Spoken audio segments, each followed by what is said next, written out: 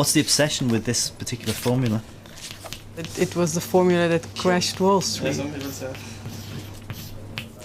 As a mathematician, it's a combination of the sublime and the ridiculous, I like to say.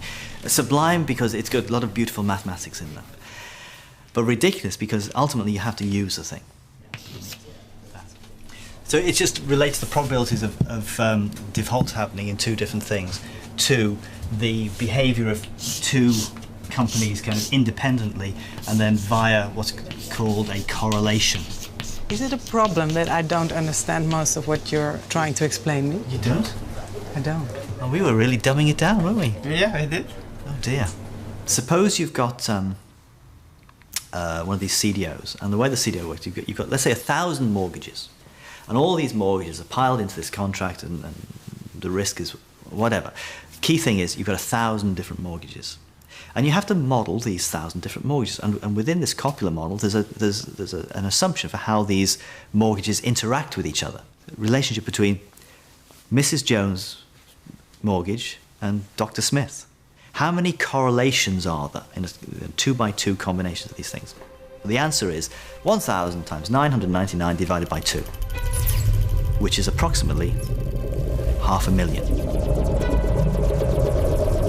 And how do you know? How do you know what these numbers are, these 500,000 numbers? You don't.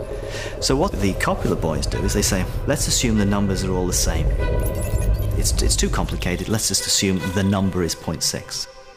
That's completely ridiculous. You've got a really complicated model there, you've got these complicated interactions between all these people.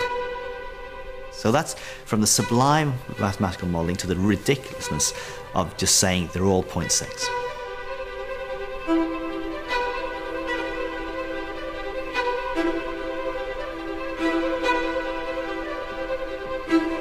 More senior people in banks don't necessarily have a clue what they're doing because all these quants have all these multiple PhDs and the people above are just management types.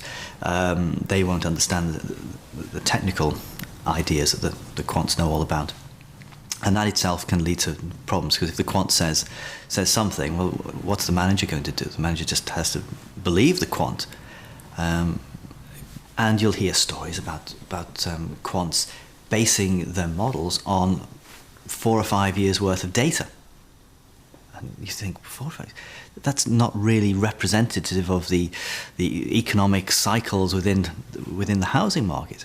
And what's that going to do for your mathematical models? Because anybody who's over a certain age will know that, well, actually, house prices can very easily fall.